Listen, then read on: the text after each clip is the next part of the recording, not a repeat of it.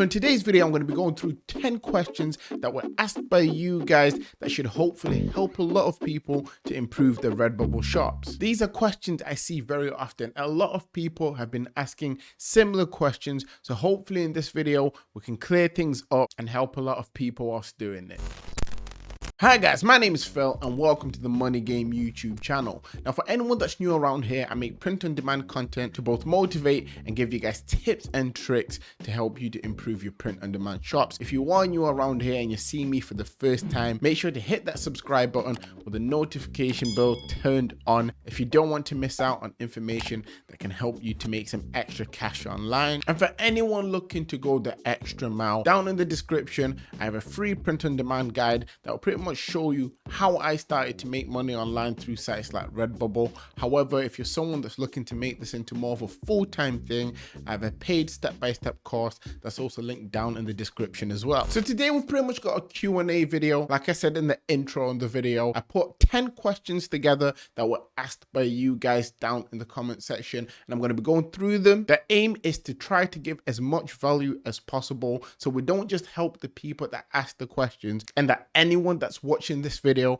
that has faced the same problems can also find a solution. First question is from Color Fluffy. Now firstly, thank you for wishing my daughter happy birthday in your comment. It's very much appreciated. And she's pretty much asked that almost all her designs now are uploaded in 300 DPI, and some of the ones that she uploaded in the past have been sold, and she's just wondering if the print of the product will be blurry when the customer actually receives it. Now if you are watching, this isn't something you should really worry about too much, mainly because there's some designs out there on Redbubble with a DPI that's 72 or even worse, even though I don't know how anyone could get it worse than that. So if those products are selling, it won't come out looking blurry, mainly because you would have used the correct dimensions for the particular product. In this instance, you should be more than okay, so don't worry too much about this. And when it comes to the DPI, you don't even have to always get it to 300. It could even be 150. A lot of people create simple text-based designs that are in lower DPIs, so this isn't something you should be worrying about too much. Next up we have Caitlin, and she pretty much goes on to say, you said that you should have 10 to 20 tags. Can we have more than that? If not, why would you recommend that? And she also adds a little note that says she uses roughly between 30 to 35 tags. Now a little while ago I saw on a Redbubble blog that it was saying that Redbubble were thinking of dropping their tags down to around about 15, and through doing some research I saw that a lot of people were using up to 20 tags and getting a lot of success with that. Now at the time I didn't really believe that it made a difference personally, but after actually trying it myself, I saw that it made a little bit of a difference. Now the reason as to why I would recommend using 10 to 20 tags is because when you upload within that range, if you're in a niche that's not too saturated, you notice that when you're using between 10 to 20 tags, your designs will show up further up on the page than they would do if you used more than this. This is something that I've seen from personal experiences. I've tested it out. If you do use more tags than that, your designs can still potentially end up on the front page. It's just that they'll end up lower on the page compared to higher. It's also important to bear in mind that the keywords used in the tagging need to be relevant as well. Going on to the third question, we have Mira, and it's a pretty simple one. She just asks, where do I get the guide? And I take it she's referring to the free print on demand starter guide, and you can find that in a link down in the description.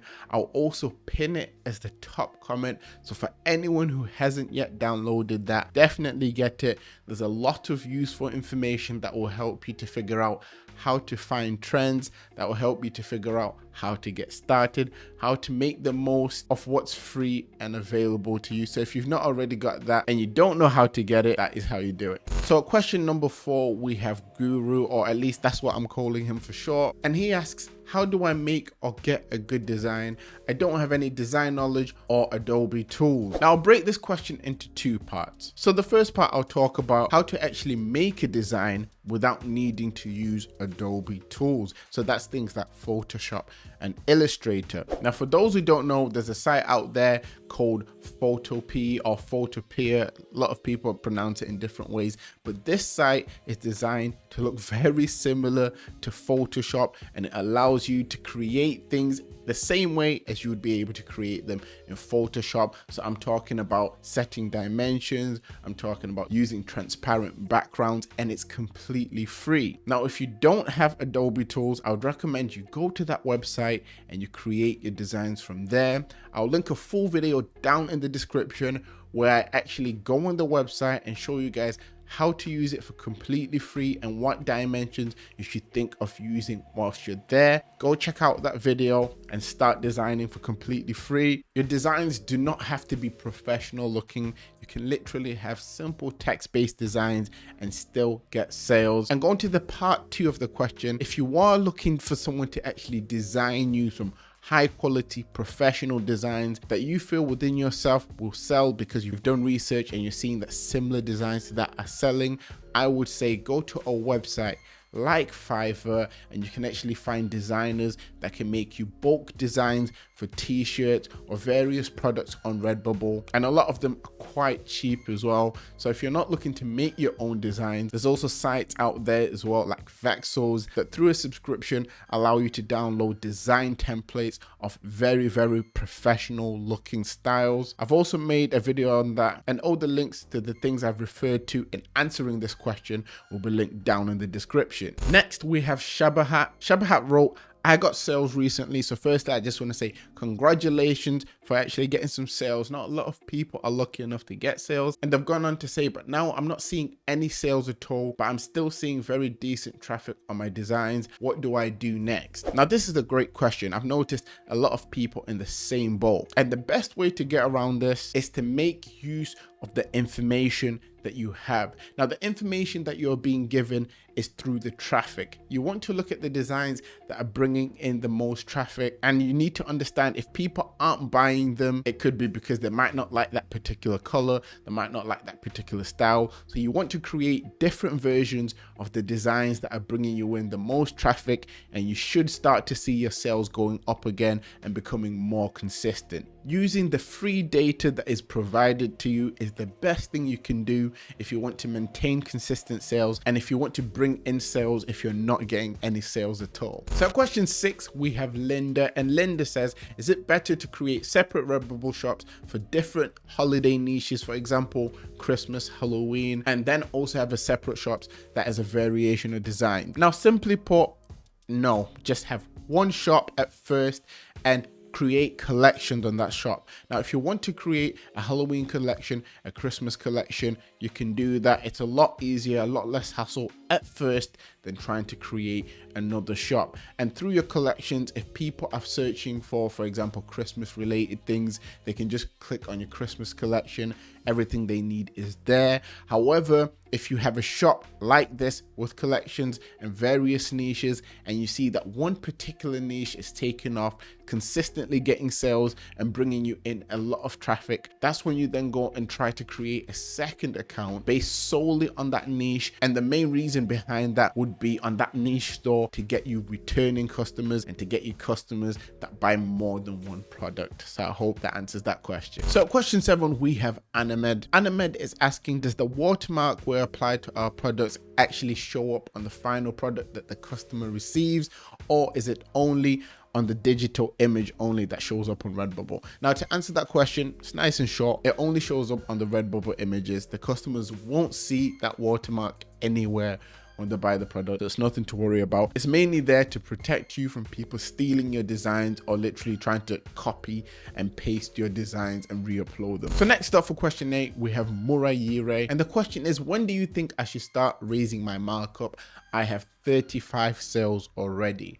Now, this depends on the product you're thinking about mainly. It's not just something that can be done on all products, because from my own experience with Redbubble, I've realized different products require different margins. Now, the first thing I would say for you to do is to check which product you are selling the most of. If that product is stickers and you have particular stickers that keep selling consistently, I would say to raise your profit margins up to at least 80% at first. And from doing something very similar to this myself, I have noticed that the sales will keep coming in.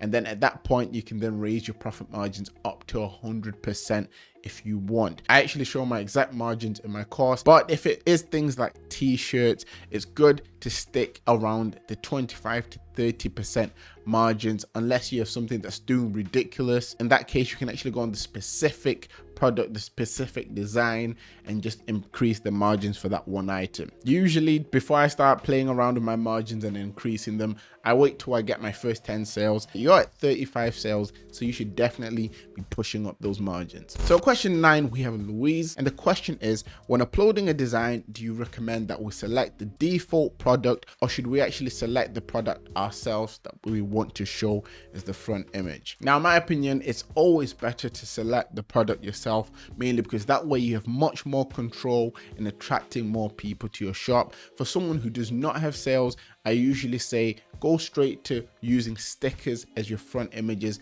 mainly because stickers are cheaper priced product, which will attract people to your shop. However, if you're seeing sales on your shop on a particular product more than other products, then choose that particular product, as you know that's what's going to bring you in money. The default option does help a little bit, but I've had a lot more success selecting a product that I'm seeing is already doing well, or at the start before I had any sales, by just changing everything to stickers. In these current times, masks are also a product that sells well. So if you're not changing it to a sticker, you could also change it to a mask and just see which one works out better for you. Last question is from Slavich. And the question is, I uploaded some designs and added some popular tags. And he actually noted that the tags were popular, but not extremely popular, like keywords such as funny. He then went on to add that he then searched for his designs and he couldn't find them anywhere. Now, there's a few reasons why Redbubble does this, and I'll just state 2 of those. And one reason could be that you've not set up your payment information